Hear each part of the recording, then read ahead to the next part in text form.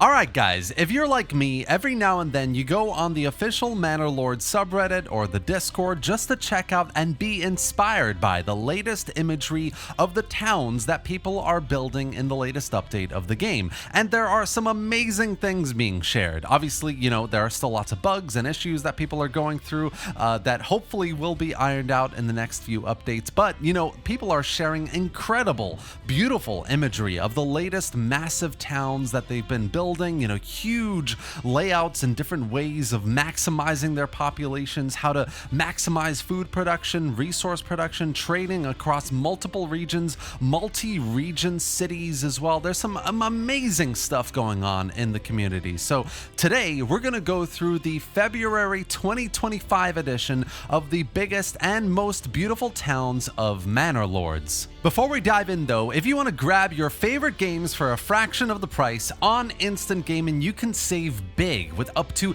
89% off the entire Total War franchise. Plus, huge discounts on the latest and upcoming games. Civilization 7 is already 28% off, Kingdom Come Deliverance is 19% off, and Paradox strategy hits like Crusader Kings 3 and Hearts of Iron 4 are up to 77% off. Whether it's strategy, action, or the hottest new releases, Instant Gaming has you covered. So don't miss out. Use my link below, especially if you're in the market to buy Manor Lords. Now let's get back into it.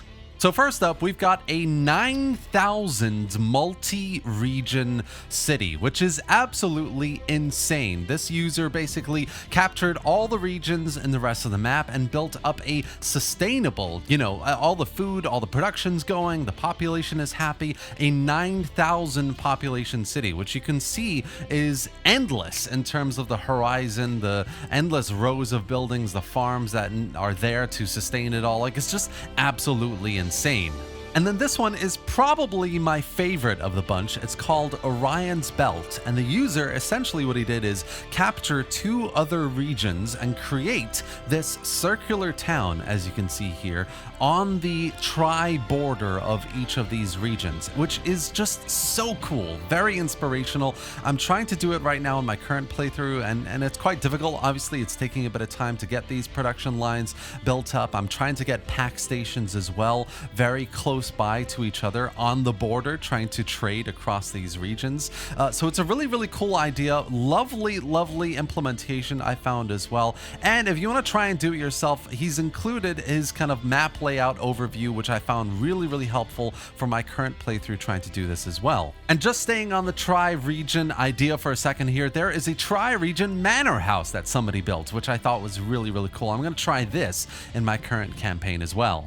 Next up, I found a user on Reddit who's been posting a few screenshots of his kind of design ideas for different types of manors, different kind of wall layouts, buildings that are inside the walls as well that you can just have here. This is one that he did kind of across a river with a nice bridge going across, different types of gatehouses as well, with loads of camps in between. Like, it's very cosmetic, I think, in design, but it looks really good as well. This is another one that he's done on top of a hill. It's got a sort of kind of sheep farm in front of it. There are kind of stables inside at different buildings. It's multi-layered. It's a really cool way of just playing around with different styles of manor layouts and structures and having farms inside, like basically having it so you've got a really cool manor layout with buildings inside that you don't ever need to touch again, right? Because when you do the kind of walled cities, all the buildings inside aren't functioning anymore. You can't actually manage them and play around with them and see what the population is doing, etc.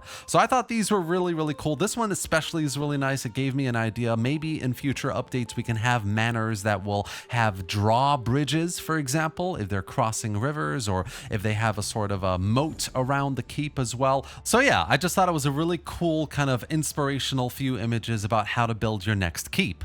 Now, the next few are specifically river map towns. The first one is a user is trying to recreate medieval Budapest, which I really like the look of. I've been there before. It looks a lot like this in terms of the layout of the road network. You've got the bridge going across up to the keep, and the road kind of winds up on the keep towards the main buildings there as well. It just looks really good, very inspirational. I'd love to recreate a proper medieval town back in the day as well in the game, which I've yet to do, but I've really like too. This one is a river town that I quite like the look of as well. It's got that bridge going across, lots of manors all kind of laid out in a nice sort of natural way as well. And there's a really cool shot here of a kind of walled city, essentially, in a snowy backdrop.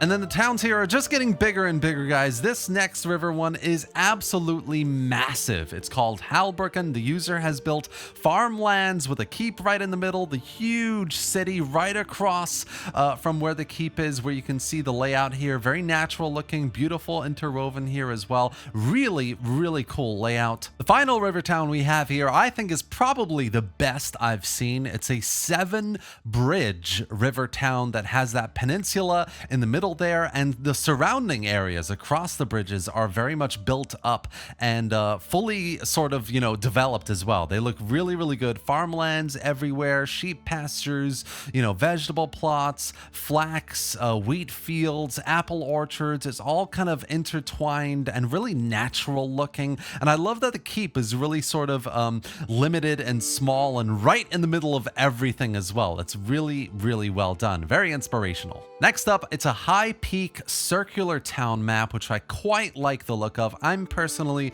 a really big fan of circular towns. They look really good. They're fun to build. They're easy to build as well, as far as, the different types of layouts and structures that loads of, players are building out there. This one, circular, is really quite fun. I love the layering here as well of the circular town inside, the apple orchards, the wheat fields on the outside. It's just really, really cool. And then finally, guys, I found a few images of some towns some users built that have specific population numbers attached to them, which I find quite useful. Every now and then I look to see, what does 1,000 or 2,000, a 5,000 population town look like? How many manors, buildings are you trying to go for? This is an 800 population town. I quite like this one as well because it's got this kind of farming hamlet in the distance feeding the main town. This is 1,000 population town, so much more dense. Even though it's only 200 more population. I think the main difference here is there are loads more level 1 burgage plots, so lots more buildings for not that much more population. Level 1 burgage plots with lots of chicken coops and the other resources you can get through them as well. This is the center of the town with the main road coming around it, and yeah, this is a pretty clear shot of all these level 1 burgage plots surrounding the main city center. And then finally, I thought this was pretty insane, which is why I wanted to include it. This is a 2,000 population town, but the kicker is it's all in a single region, which is just insane to me. I see these every now and then, every couple of months, and they just blow my mind. So he's producing all of the food he needs to feed this 2,000 population city, and he's got leftovers as well. He's got 74,000 food, which is just absolutely insane. So that's what it looks like. This is an overview of the city as well, bird's eye. You can see the grid lines on the left side and the farm on the right. It's just absolutely insane. And then finally, guys, I wanted to showcase this really cool series of images I found. This user had a massive battle against the Baron, which he lost, as you can see, and his town is burning. The Baron is burning it down, which is pretty insane. But it just, I thought it was really, really cool. Obviously, there's still a few bugs and issues with Baron's army becoming really, really big.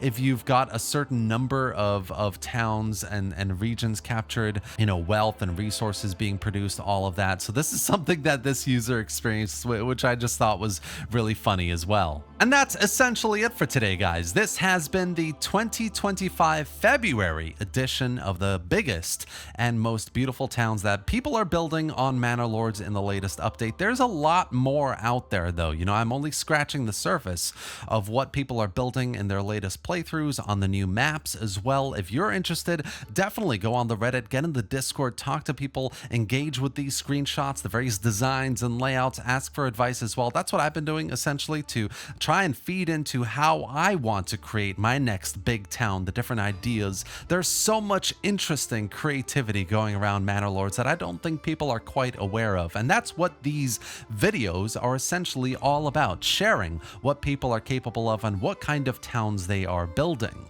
I really hope you enjoyed this video and found it informative. If you did, give it a like, drop any thoughts or questions in the comment section below, and subscribe to the channel if you want to see more Manor Lords videos just like this, and if you want to see the next edition of the biggest and most beautiful cities that people are building on Manor Lords coming next month.